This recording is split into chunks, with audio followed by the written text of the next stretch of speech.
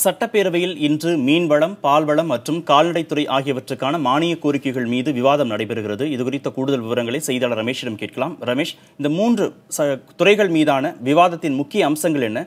புதிய அறிவிப்புகள் ஏதேனும் இருக்க வாய்ப்பு இருக்கிறதா? பால்வளத்துறையை பொறுத்தவரை சமீப காலமாக தனியார் பாலில் கலப்படம் ஏற்பட்டிருப்பதாக அத்துறை அமைச்சரே முதல் முறையாக குற்றம் சாட்டியிருக்கிறார் ராஜேந்திர பாலாஜி. இந்நிலையில் நேற்று தனியார் பால் பற்றி பேசக்கூடாது என்று உயர்நீதிமன்றம் வாய்ப்பூட்டு போட்டிருக்கிறது. இந்த அடிப்படையில் இன்றைக்கு எதிர்க்கட்சிகள் இந்த பால் கலப்படம் குறித்து கேள்வி கேட்டால் அவர் என்ன மாதிரியான பதில்களை சொல்ல இருக்கிறார்? உயர்நீதிமன்ற அந்த தீர்ப்பின் பிரகாரம் செயல்படுவாரா அல்லது எந்தெந்த நிறுவனங்கள் மீது நடவடிக்கை எடுக்கப்பட்டது என்பதை குறித்து சொல்வாரா? அது குறித்தெல்லாம் இன்றைக்கு எதிர்பார்க்கப்படுகிறது.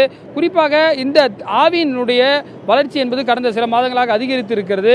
தனியார் பாலில் கலப்படம் என்று சொன்னதுக்கு பிறகு அந்த அடிப்படையில் குறிப்பாக அதிகமாக நுகர்வோர் விவசாயிகளிடமிருந்து பால் எந்த அளவுக்கு ஆவின் நிறுவனம் கொள்முதல் செய்திருக்கிறது, அதிக அளவில் கொள்முதல் செய்யப்பட்டிருக்கு, அந்த டேட்டாஸ் இன்றைக்கு வெளியாக வாய்ப்பு இருக்கிறது. இருந்தாலும் தனியார் பாலில் கலப்படம் என்று சொன்னதுக்கு பிறகு ஆவினுடைய கிளைகள் மாவட்டந்தோறும், தாலுகா தோறும், ஊராட்சிகள் தோறும் திறக்கப்படும் என்று பால்வளத்துறை அமைச்சர் தெரிவித்திருந்தார். அது எந்த அளவுக்கு சாத்தியம்? இந்த நிதியாண்டிற்கு எத்தனை கடைகள் திறக்கப்பட இருக்கிறது? ஆவினுடைய வளர்ச்சிக்கு அரசு இருக்கக்கூடிய திட்டம் என்ன என்பது குறித்தெல்லாம் எதிர்க்கட்சிகள் கேள்வி எழுப்ப இருக்கின்றன. அதுக்கப்புறமா பார்த்தீங்கன்னா மீன்வளத்துறை முக்கியமான துறை, அதிக வருவாயை ஈட்டக்கூடிய துறை. பல லட்சம் மீனவர்கள் இந்த துறையை சார்ந்து இருக்கிறார்கள்.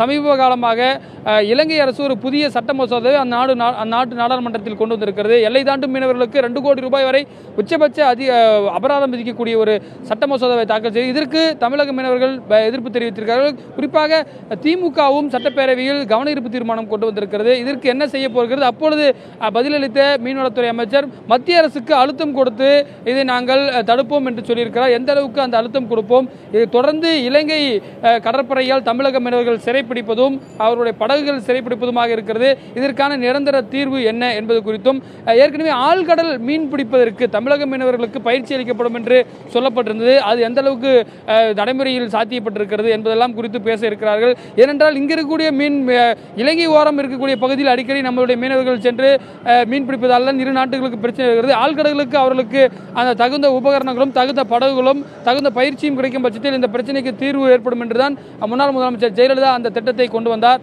அதற்கான சாத்தியக்கூறுகள் என்னவாக இருக்கிறது? கால்நடைத்துறையை பொறுத்தவரை கால்நடை மருத்துவமனைகள் ஊருக்கு கால்நடை மருத்துவமனைகள் அதிக அளவில் இல்லாமல் இருக்கிறது. இலவச கறவை மாடுகள் கொடுக்கப்பட்டாலும் அந்த கால்நடைகளுக்கு ஏதாவது ஒரு நோய் ஏற்பட்டால் கால்நடை மருத்துவமனைகள் எண்ணிக்கை குறைவாக இருக்கு. கால்நடை மருத்துவமனைகள் இருந்தாலும் கால்நடை மருந்தகங்கள் அதிக அளவில் இல்லாமல் இருக்கிறது. இது குறித்தும் அந்த துறை அமைச்சர் பாலகிருஷ்ண ரெட்டி பதிலளித்து பேச இருக்கிறார். குறிப்பாக மாட்டிறைச்சி விவகாரத்தில் அண்மையில் முதலமைச்சர் ஒரு பதிலை சொல்லியிருக்கிறார். பசுவதை தடை சட்டம் அமலில் இருக்கிறது, பெரும்பான்மையான மக்களுடைய கருத்தை ஏற்று செயல்படும் என்று சொல்லியிருக்கிறார். அந்த விவகாரமும் இந்த கால்நடைத்துறைக்குள் தான் வருகிறது. நம்முடைய கால்நடைத்துறையை சார்ந்த அதிகாரிகள் ராஜஸ்தான் சென்றிருக்கும் போது அந்த மாநிலத்தில் இருக்கக்கூடிய அந்த கவு ரக்ஷாக் என்று சொல்லக்கூடிய அந்த பசு பாதுகாப்பு இயக்கத்தினால் காயப்படுத்தப்பட்டார்கள். அது குறித்தெல்லாம் இன்றைக்கு திமுக சார்பில் கேள்வி எழுப்பப்படும் என்று சொல்லப்படுகிறது. திமுக சார்பில் இந்த துறையில் அனுபவம் பெற்ற மீன்வளத்துறை முன்னாள் அமைச்சராக இருக்கக்கூடிய KPP சாமி பேசுகிறார். நத்தம் தொகுதியைச் சேர்ந்த ஆண்டி அம்பலம் MLA பேச இருக்கிறார். காங்கிரஸ் கட்சி சார்பாக அந்த கடற்கரை மாவட்டத்தைச் சேர்ந்த ராஜேஷ்குமார் கன்னியாகுமரியைச் சேர்ந்த MLA எல்லாம் பேச இருக்கிறார்கள். அந்த துறையை சார்ந்தவர்கள் இது சார்ந்த நிறைய விஷயங்களை இன்றைக்கு பேச இருக்கிறார்கள். அதை சார்ந்து உடனுக்குடன் அந்த துறை அமைச்சர்களும் பதிலளிக்க இருக்கிறார்கள். கார்த்திகேயன், இது குறித்த கூடுதல் விவரங்களுக்கு மீண்டும் உங்களை தொடர்பு கொள்கிறோம் ரமேஷ்.